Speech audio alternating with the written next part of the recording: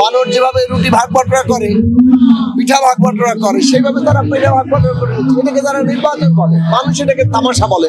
সে কারণে 7 তারিখে জনগণ এই দেশে এই ধরনের নির্বাচনে ভোট দিতে যাবে না। লক্ষ মানুষ যে প্রাণ দিয়েছেন, যে স্বপ্ন দেখে যারা লড়াই করেছেন, তারা যে স্বপ্ন দেখেছিলেন বাংলাদেশ গণতান্ত্রিক বাংলাদেশ, গণতন্ত্রের জন্য লড়াই করতে গিয়েই আমাদের গণতন্ত্রের লড়াই স্বাধীনতা যুদ্ধের লড়াইয়ে পরিণত হয়েছে।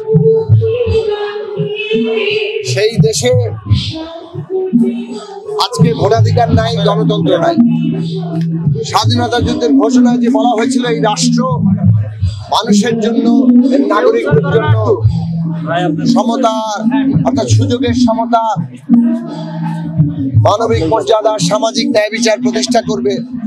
আজকে 53 বছর পরে বাংলাদেশে রাষ্ট্র, সরকার এবং একটি দল যারা 71 সালের নেতৃত্বকারী ছিল, তারা এখন রাষ্ট্র, সরকার এবং দল এই সব কিছু একাকার করে এই দেশের মানুষের যে ভোটাধিকার সেটা কেড়ে নিয়েছে, গণতন্ত্রকে একেবারে ধ্বংস করেছে এবং আজকে একটা দলের দেশে পরিণত হয়েছে। এই দেশের অধিকাংশ মানুষকে পুরো রাজনৈতিক ব্যবস্থা বাইরে তারা ঠেলে দিয়েছে এবং এইখানে মানুষের উপর একটা ভয়ঙ্কর অত্যাচারী শাসন তারা কায়েম করেছে। 53 বছর পরও সে কারণে আজকে মুক্তিযুদ্ধের মধ্যে দিয়ে, স্বাধীনতা যুদ্ধের মধ্যে দিয়ে যে অঙ্গীকারগুলো তৈরি ছিল, যে প্রতিশ্রুতি তৈরি ছিল, তার জন্য আমাদের লড়াই করতে হয়েছে। এবং 71 সালের আগে মানুষ লড়াই করে যেভাবে স্বাধীন রাষ্ট্র প্রতিষ্ঠা করেছিল, আজকের বাংলাদেশের মানুষও লড়াই করে এই দেশে গণতন্ত্র, ভোটাধিকার এবং সুযোগের সমতা, মানবিক মর্যাদা, সামাজিক ন্যায় বিচার প্রতিষ্ঠা করবে। দেখুন, মিথ্যাচার আর প্রতারণা ছাড়া তো এই সরকারের আর কিছু নাই।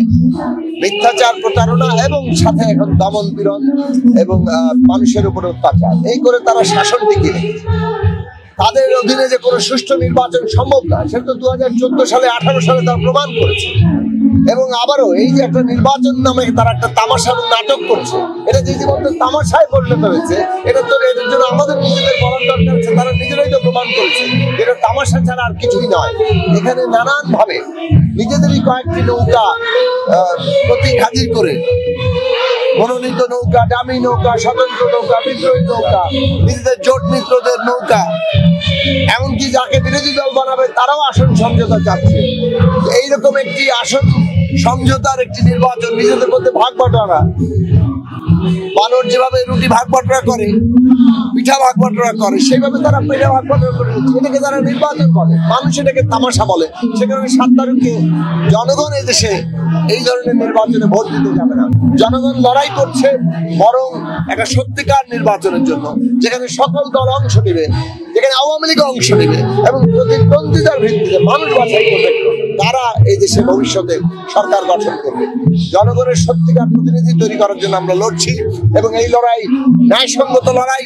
71 সালের আগে স্বাধীনতা যুদ্ধ যেভাবে ন্যায়সঙ্গত লড়াই ছিল, আজকের বাংলাদেশে ভোটাধিকার প্রতিষ্ঠার লড়াই একইভাবে সেই ন্যায়সঙ্গত লড়াই। সত্য, বস্তুনিষ্ঠ ও নিরপেক্ষ দৈনিক জনবাণী।